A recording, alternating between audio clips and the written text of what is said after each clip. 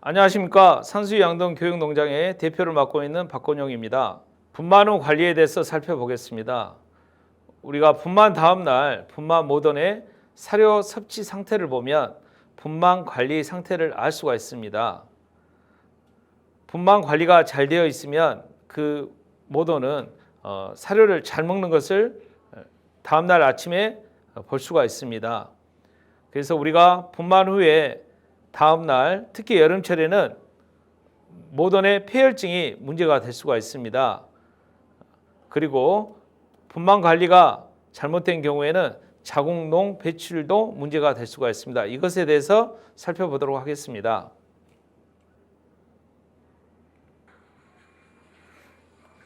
분만 다음 날 식욕이 없는 경우에는 분만 시간이 길었다든지 난산인 경우가 많습니다. 그래서 분만 다음 날 포유모던의 사료 섭취 상태가 불량인 경우에는 항생제와 해열 진통제 주사가 적극적인 치료가 필요하다 하겠습니다. 지금 보시는 동영상처럼 분만 다음 날 포유모던이 이렇게 사료를 건강하게 먹는 것이 정상입니다. 지금 포유모던이 사료를 잘 먹고 있는 모습을 보고 계십니다.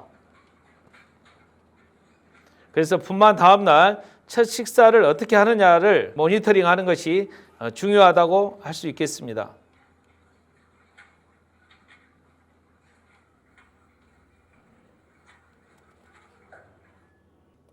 이 사례는 분만 다음 날 여름철에 모던의 폐혈증에 걸린 포유모던의 사진입니다. 특히 여름철에 난산으로 인해서 손을 삽입을 한 경우에 대장균 감염으로 인해서 혈관 내 내독소로 인해서 이러한 모던이 발생할 수 있습니다. 이러한 모던은 고열이 발생하므로 치료가 중요합니다. 열이 심하므로 관장 치료도 해주면서 바이트릴 백주와 멜록시캄을 사용이 권장됩니다. 그러면서 수액요법을 병용하면 좋습니다.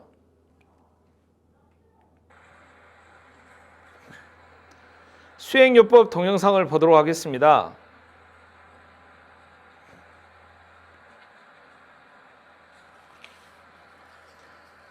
아픈 돼지한테는 이렇게 수액을 통해서도 치료하면 치료 효과가 좋습니다. 먼저 수액 세트에 공기를 충분히 빼줍니다. 그리고 나서 귀 부위에다가 혈관을 먼저 충분히 찼습니다.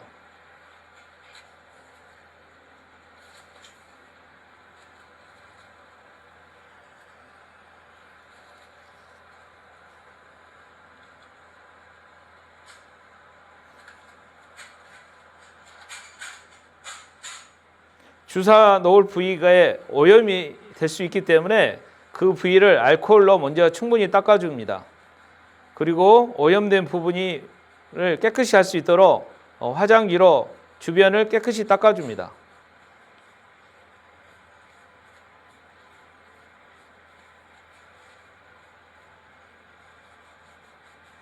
분만 중에는 모던이 지쳐있기 때문에 수액을 놓기가 쉽습니다. 그래서 보통 한 10마리 이상 분만했을 때 수액을 놓으려고 하면은 작업하기가 쉽습니다. 치료하기가 쉽습니다. 보신 것처럼 이렇게 혈관이 크게 나옵니다.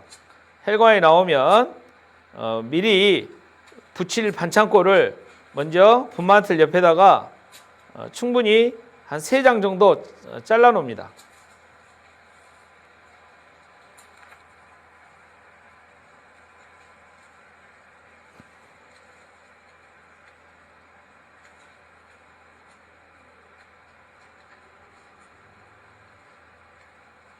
그리고 IV 카테터를 활용해서 혈관에다가 이렇게 주입을 해줍니다.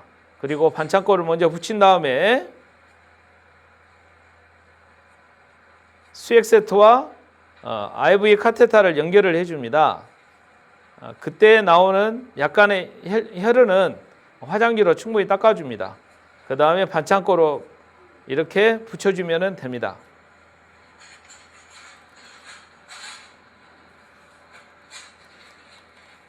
수액 제제로는 항생제와 해열제, 대사촉진제, 칼슘제 등을 첨가할 수 있습니다.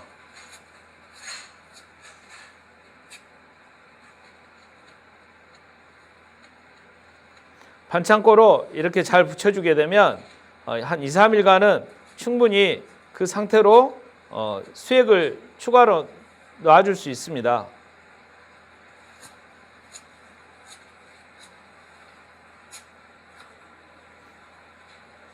마지막에는 수액 세트가 모던의 머리 쪽으로 가지 않도록 약간 뒤쪽에다가 고정을 해줍니다.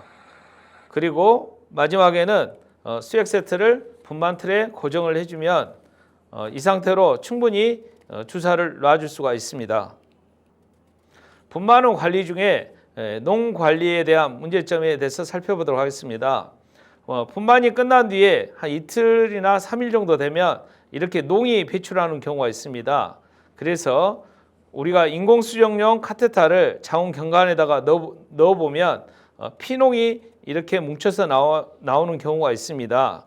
이런 경우에는 5% 베타딘을 자궁에 하루에 200ml씩 하루에 한 번씩 2 내지 3일간 넣어줍니다. 그래서 계속 모니터링하면서 농이 나오면은 길게는 4일째까지도 5% 베타딘을 넣어주기도 합니다.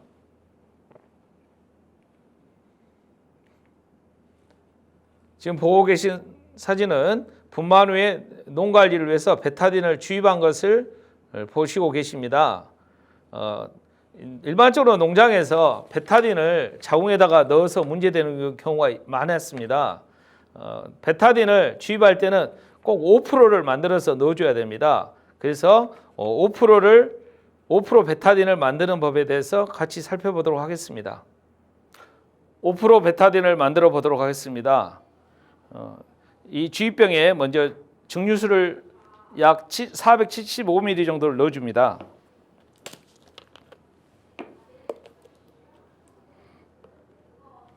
여기 보시면 눈금을 보고 약 475ml를 넣어줍니다.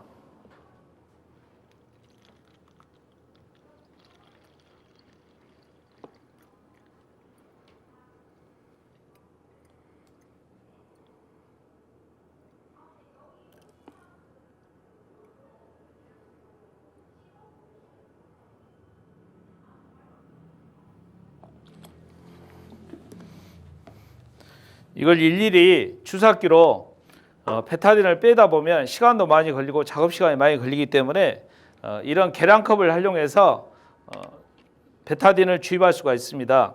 이 한 컵이 딱 25ml가 들어갑니다.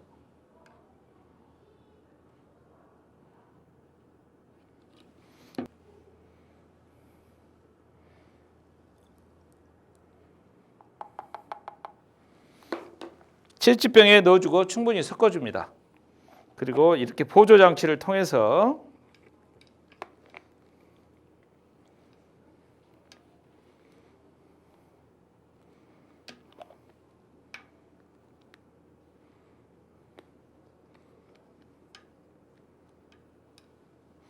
이렇게 뚜껑을 덮어줍니다. 그리고 자궁 내에다가 이렇게 일반 수정용 기구를 사용해서 넣어줍니다. 수정용 기구를 사용할 때는 서지컬 젤리를 끝에다가 발라서 윤활제를 충분히 발라줍니다. 그 다음 돼지 자궁에 넣어주고 나서 이 부분과 이 부분을 연결해서 약 250ml를 짜서 넣어주면 됩니다. 이것을 하루에 한 번씩 해서 농이 안 나올 때까지 약 2 내지 3회 정도 해주면 좋습니다. 다음으로는 분할 포유에 대해서 말씀드리겠습니다. 분할 포유를 하기 위해서는 약간의 관리자의 정성이 필요합니다. 먼저 분만한 자돈과 중간에 분만한 자돈과 마지막에 분만한 자돈들을 구별을 해놓으면 분할 포유가 아주 쉽습니다. 분할 포유하는 방법은 가장 중요한 것이 순서가 가장 중요합니다. 분만이 다 끝난 뒤에 체중에 상관없이 먼저 태어난 자돈을 격리시켜 줍니다. 그리고 나서 약 1시간 뒤에 포유 중인 자돈 포유 상태를 확인하고 나서 큰 자돈을 격리해 줍니다. 물론 먼저 태어난 자손 중에 큰 자손이 있으면 큰 자손은 그냥 놔두고요. 그 다음에 적은 자손들만 엄마 돼지한테 가서 젖을 빨게끔 도와줍니다. 그래서 이렇게 첫 번째로는 태어난 순서대로 분할 포유를 합니다. 그리고 약 1시간 뒤에는 크기에 따라서 분할 포유를 해주면은 여러 분만한 자손들이 골고루 초유를 먹게 됩니다.